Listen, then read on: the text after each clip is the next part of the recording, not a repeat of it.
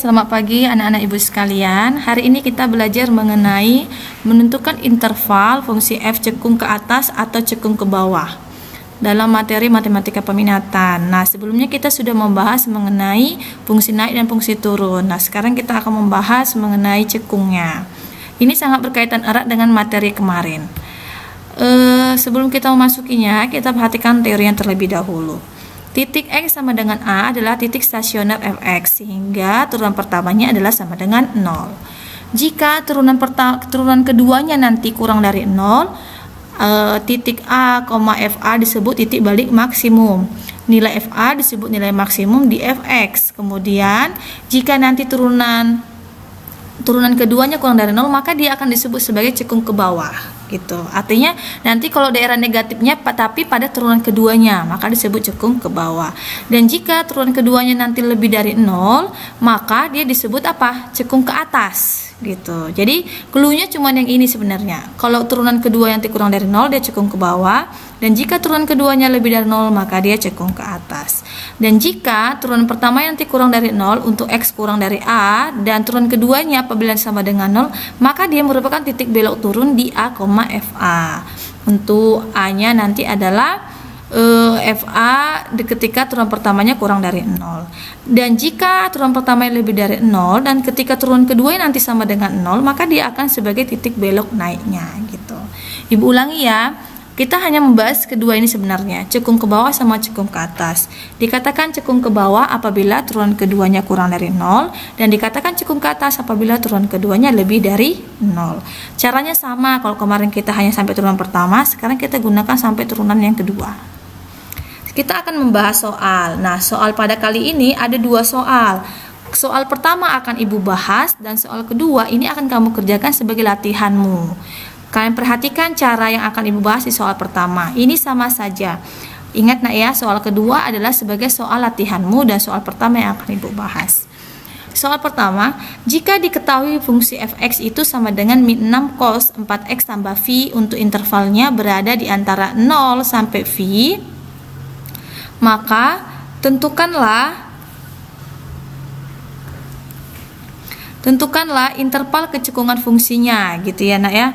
Tentukanlah interval kecekungan fungsinya. Nah, jika tadi katanya jika diketahui fx-nya sama dengan min 6 cos 4x tambah phi untuk interval berada di antara 0 sampai phi, tentukanlah interval kecekungan fungsinya. Nanti kalian perhatikan ini. Ingat nak ya, intervalnya adalah sampai 0 sampai phi. Interval sangat berpengaruh. Sekarang, yang pertama, diketahui fungsi fx-nya tadi adalah negatif 6 cos 4x tambah phi. Diperoleh, kita tentukan dulu turunan pertamanya. Turunan pertamanya bagaimana? Negatif 6, kita salin. Sekarang cos, turunan cos apa? Min sin. Min sin, ini tetap kita salin. 4x tambah phi dikali 4, gitu ya. Min 6-nya salin, turunan cos siapa? Min sin. 4x tambah phi-nya kita salin, baru turunan dari dalamnya ini yang mengandung variabel x siapa? 4x, turunannya angka berapa? Angka 4. Lalu kita sederhanakan, negatif ke negatif nanti positif, baru 6-nya dikali 4. Yang di sini tidak dikali 4 karena ini satu kesatuan. 6-nya dikali 4 berapa? 24 dari sin 4x tambah phi. Nah, sehingga ini kan turunan pertamanya. Tadi kalau kita ingin menentukan kecekungannya, kita harus menggunakan turunan kedua. Maka kita buat turunan keduanya. Maka turunan keduanya adalah sama. Dari turunan pertamanya kita salin lagi 24. Turunan sin siapa? Cos. Maka cos 4x tambah phi kita turunkan lagi dalamnya. Dalamnya yang mengandung variabel x siapa? 4x dikali 4 gitu. Sekarang ibu ulangi 24 yang disalin, turunan sin siapa? Cos. Kemudian turunkan dalamnya. Dalamnya siapa? Angka 4 gitu. Lalu kita kalikan 24 kali 4 berapa? 96 cos dari 4x tambah phi. Nah, baru kita apakan? Kita turunkan, dapatlah 96 cos 4x tambah phi. Lalu kita buat dia sebagai titik stasionernya, kita andaikan sama dengan 0 gitu. Jadi perbedaannya adalah kalau kemarin kita hanya sampai di turunan pertama, kalau sekarang yang kita jadikan stasioner itu adalah turunan keduanya gitu. Caranya sama seperti kemarin. Jadi kalau paham cara kemarin, maka cara ini akan lebih mudah lagi gitu. Nah ya, sekarang kita selesaikan. Perhatikan ini, kita salin. Turunan keduanya tadi siapa? 96 cos 4x tambah V sama dengan 0. Nolnya kita salin ya.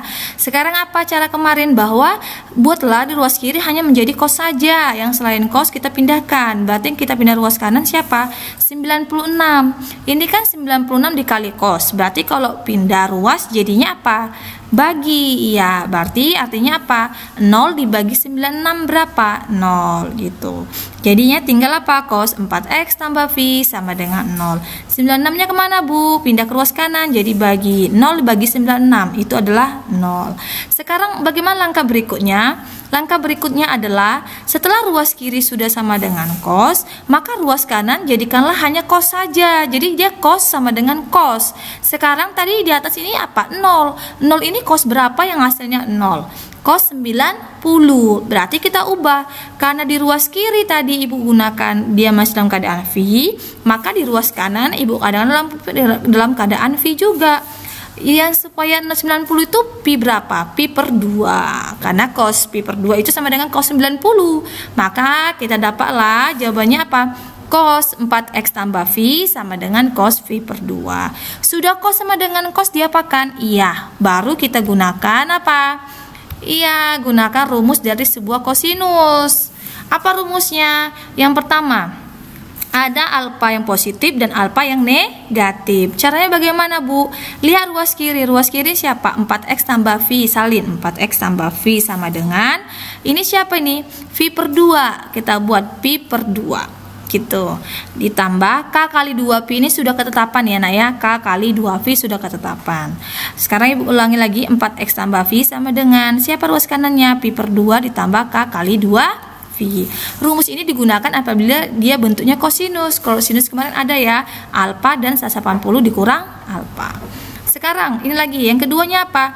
4x tambah V sama dengan, iya, kalau cos itu ada yang positif negatif, berarti ini jadi negatif. Negatif apa? Pi per 2 ditambah K kali 2V. Jadi perbedaannya hanya di bagian ini aja. Yang atasnya Pi per 2, yang di bagian bawahnya adalah negatif Pi per 2. Lalu ini kita kerjakan ya nak, kita sederhanakan. Kita kerjakan satu per satu. Sekarang kita bahas yang pertama, 4x tambah V sama dengan V per 2 ditambah K kali 2V. Lambang yang ini Bu buat jadi lambang kali nah ya, supaya kalian nggak keliru antara X dengan kali. Nah, yang perlu kita ingat siapa? Bahwa intervalnya tadi 0 sampai V. V ini berapa? 180 gitu. Jadi berada X-nya hanya berada di antara 0 sampai V. Kalau dalam keadaan kayak gini, sudah pasti kalian bisa karena kemarin sudah kita bahas. Nah, sekarang saya ulang soalnya. Soalnya adalah 4x tambah V sama dengan V per 2 ditambah K kali 2V. Lalu kita sederhanakan. Kalau udah langkah seperti ini tadi kita gunakan rumus yang pertama ya. Baru kita apakan lagi nih? Sederhanakanlah, buatlah di ruas kiri ini hanya tinggal variabel X. Artinya, selain dari variabel X, kalian pindahkan ke ruas kanan. Sekarang kita pindahkan pertama kali ada plus Pi ini. Plus Pi-nya kita pindahkan ke ruas kanan. Plus jadinya apa? Negatif Pi. Artinya Pi per 2 dikurang V. Jadinya berapa? Negatif Pi per 2. Artinya setengah dikurang 1 gitu ya. Min setengah ya. Negatif Pi per 2 ditambah K kali 2V. Tapi masih ada siapa nih? 4X. Nah, sekarang Ibu bilang tadi adalah tinggalkan hanya variabel X saja. Berarti koefisiennya angka 4-nya kita pindahkan ke ruas kanan. Kan ini 4X, artinya 4 dikali X. Kalau perkalian, lawannya apa? Pembagian. Artinya seluruh yang ada di sini kalian bagi dengan angka 4. Artinya apa? Negatif Pi per 2 dibagi 4 berapa? Iya, min Pi per 8. Kalau ada pecahan dibagi dengan yang tidak berbentuk pecahan, maka kita kalikan aja sama penyebutnya. Artinya 2 kali 4 berapa? 8 gitu ya.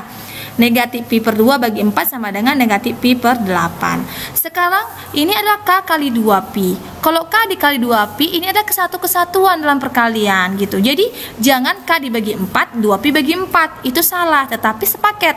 Apa? K kali 2Pi bagi 4 gitu. Atau 2Pi K bagi 4. 2 bagi 4 itu kan setengah. Jadi tinggalnya KV per 2 gitu ya.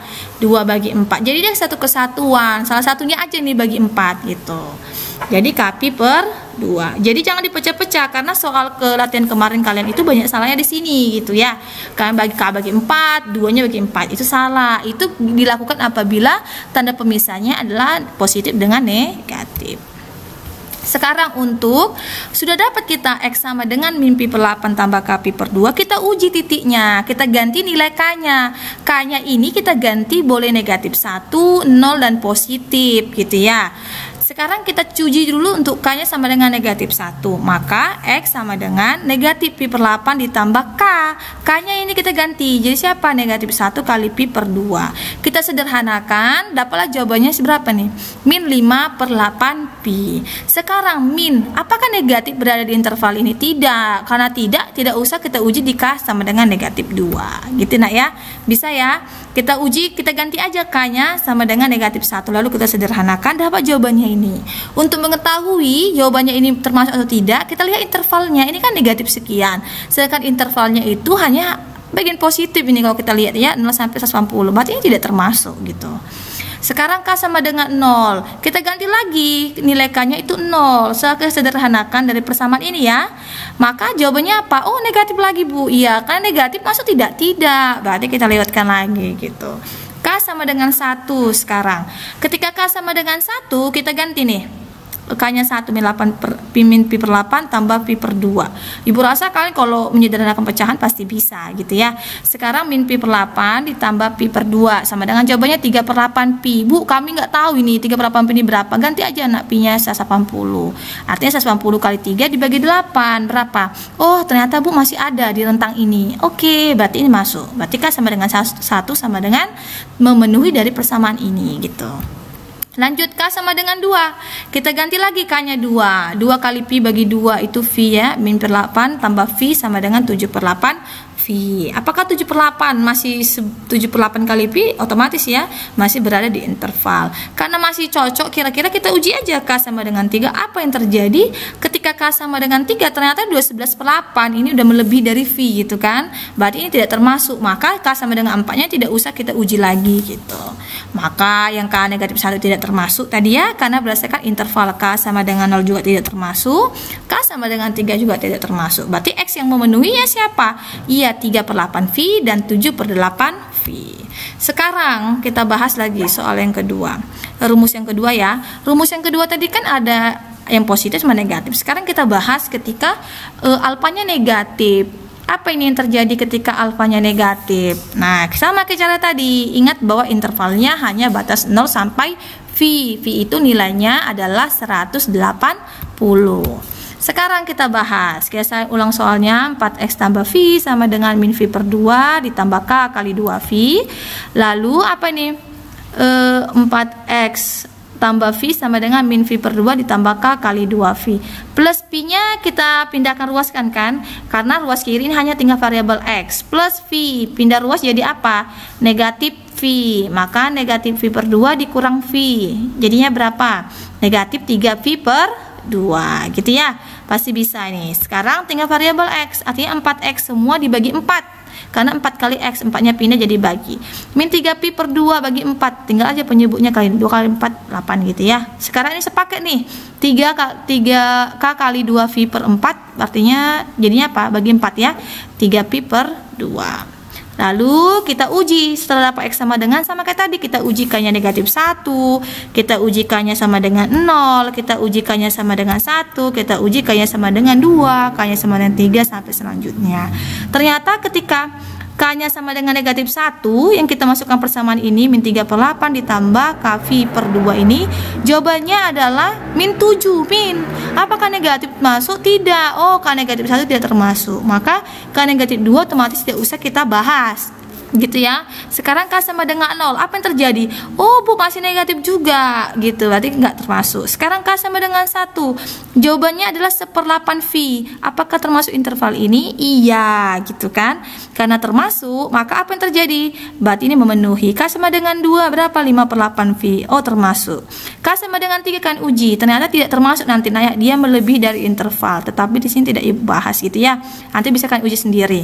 Maka K sama dengan negatif 1 tidak termasuk, K sama dengan 0 tidak termasuk. Jadi Yang termasuk itu berapa? K sama dengan 1 dan K sama dengan 2. Tapi kita diambil adalah ini yang memenuhi 1/8 V dan 5/8 V.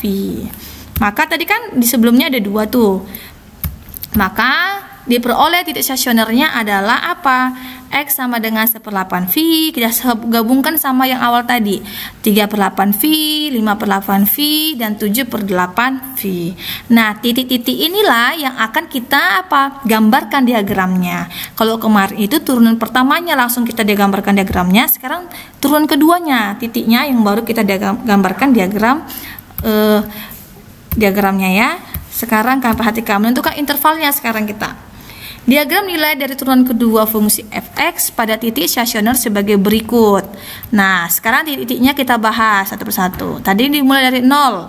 0 kita susun dari paling rendah. 8V, 3/8V, 5/8V, 7/8V, V gitu. V tadi terakhir ya, batas intervalnya. Nah, sekarang kita akan menentukan di mana dia turun naik gitu. Caranya gimana kemarin? Iya, kita uji titik. Kita akan menguji titik ke dalam turunan kedua fungsi f(x). Tadi ingat turunan keduanya siapa? Saling ulang nih. 96 cos 4x tambah V. Sekarang kita mau lihat di sini titiknya 0, antara 0 sampai V/8 ini berapa, negatif atau positif gitu ya, turun atau naik. Nah, untuk menentukan itu caranya bagaimana? 0 ditambah Pi/8 bagi 2. Berapa? Pi/16. Ibu ulangi, 0 ditambah Pi/8 bagi 2, Pi/16. Kita ganti nilai X-nya itu Pi/16. Jadinya 96 cos 4X. Jadinya siapa? Pi/16 ditambah V. Jawabannya adalah 96 cos. Ini setelah sederhanakan nanti diganti Pi-nya 180, jawabannya 225. Yang kita butuhkan adalah negatif atau positifnya saja. Oh, jawabannya negatif, Bu, gitu. Kalau negatif berarti nanti kita salin sini ada negatif daerahnya dari antara 0 sampai Pi/8. Sekarang kita lihat lagi antara Pi/8 sama 3Pi/8. Apa yang terjadi? Bagaimana lihat di sininya positif dan negatifnya? Kita ubah aja Pi/8 ditambah 3Pi/8 bagi 2. Jawabannya adalah Pi/4. Kita ganti nilai X-nya Pi/4 dari persamaan yang turunan keduanya. Maka nanti jawabannya adalah 96. 96 ini positif apa negatif? Positif. Berarti di sini positif. Sekarang kita uji lagi. Di tengah-tengah antara 3Pi/8 sama 5Pi/8. Angka berapa nih? Kita tambahkan kedua belah pihak, baru kita bagi 2. 3Pi/8 ditambah 5Pi/8 bagi 2. Jawabannya Pi/2. Nah, kita ganti X-nya Pi/2. Jawabannya nanti negatif. Maka sih nanti kita jawabannya apa? Negatif, positif, negatif. Otomatis di sebelah kanannya sama pasti. Positif, negatif. Bisa kan uji nanti nak ya. Maka ini apa? Iya, turun, naik, turun, naik, turun. Nah, sekarang kita mau lihat cekung ke atas sama cekung ke bawah. Kalau cekung ke atas tadi apabila dia lebih dari 0, sudah pasti kita tahu nih Pi/8 batasnya dari Pi/8 sampai 3Pi/8 dan 5Pi/8 dan sampai 7Pi/8. Yang lainnya apa? Tidak termasuk cekung ke bawah gitu. Sekarang kita lihat, dapat kita simpulkan bahwa turunan kedua dari X turun pada interval ini ya, yang negatif gitu, turun dia pada negatif. Dengan demikian fungsi cekung ke bawahnya pada interval yang negatif juga gitu. Jadi mana yang negatif itu sama dengan cekung ke bawahnya gitu. Dan jika keturunan kedua naik pada interval yang positif, tadi rentangnya ini, maka dengan demikian fungsi cekung ke atasnya juga pada rentang yang turunan kedua naik. Gitu anak-anakku ya. Jadi bisa kita simpulkan bahwa cara mencarinya apa? Tentukan turun pertama, tentukan turun kedua, cari stasionernya, lalu uji titiknya, baru gambarkan diagramnya, baru simpulkan gitu. Paham nak ya? Caranya sama aja seperti kemarin, hanya saja pada kali ini kita menggunakan turunan kedua. Oke anak-anak ibu sekalian, terima kasih dan jangan lupa kerjakan soal yang nomor 2 nak ya, nomor 2 sebagai latihanmu. Nanti kita akan adakan Zoom juga di jam yang sama seperti kemarin apabila anak-anakku ada yang tidak dimengerti. Oke anak-anakku, sekian, terima kasih dan sampai jumpa. Apabila ditanyakan boleh lewat WA dan lewat email juga boleh. Jangan lupa tugasnya dikirim melalui Google Classroom. See you, bye bye, Tuhan memberkati.